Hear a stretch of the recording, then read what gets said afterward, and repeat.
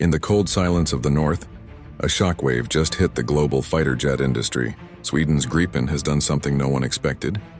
It has crushed the F-35, and Canada's reaction, well, that says everything.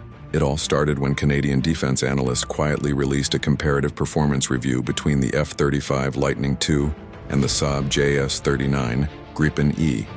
No flashy press conference. No dramatic reveal, just data, and that data spread like wildfire.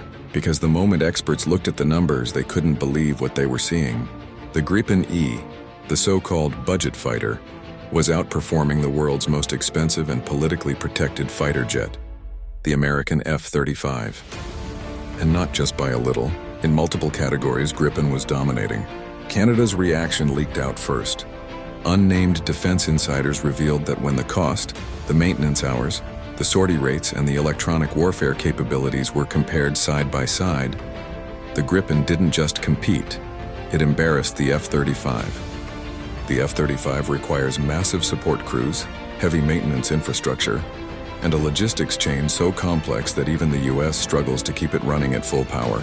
Meanwhile, the Gripen, designed from day one to operate in harsh Scandinavian environments, could be refueled, rearmed, and back in the air in 10 minutes. 10 minutes. One Canadian analyst said it best. The Gripen is built for countries like us. Cold weather, remote bases, fast deployment. The F-35 is built for somewhere else. For something else. But the real shock, electronic warfare. The Gripen E's Rexus EW suite. One of the most advanced on the planet, offers jamming, deception, and countermeasures so powerful that some NATO insiders quietly call it the ghost mode. Gripen pilots can slip through advanced air defense networks like a shadow, and nobody realized just how effective it really was until Canada's report highlighted it.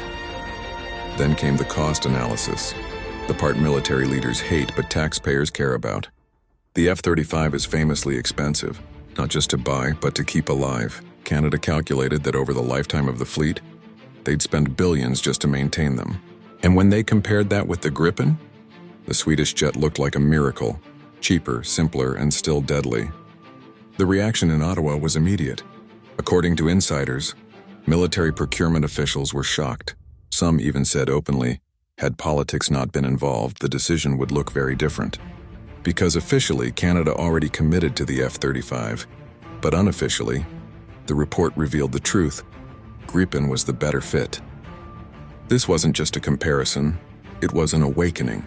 The Gripen's ability to take off from roads, its minimal maintenance, its fast turnaround, and its brutal EW capabilities painted a picture that hit closer to home than anyone expected. Canada, with its Arctic territories, frozen runways, and vast unpopulated regions, needed a fighter exactly like the Gripen.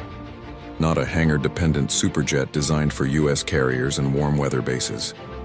And as this information leaked online, the shock spread. Analysts, aviation experts, and even former pilots started asking the same question. Did Canada choose the wrong jet? The answer wasn't spoken aloud. It didn't have to be. Because the numbers, the performance, the operational reality, all pointed in one direction.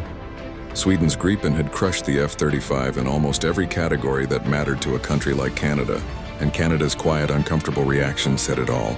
This wasn't about national pride, it wasn't about alliances. It was about a truth too big to ignore. Sometimes the best fighter isn't the most expensive one. Sometimes the smartest jet in the sky isn't the one with the biggest marketing budget. Sometimes it's the one designed by a small country that refuses to be underestimated. And today, the world is realizing that the Gripen, the underestimated Nordic fighter, didn't just challenge the F-35. It beat it, and Canada knows it.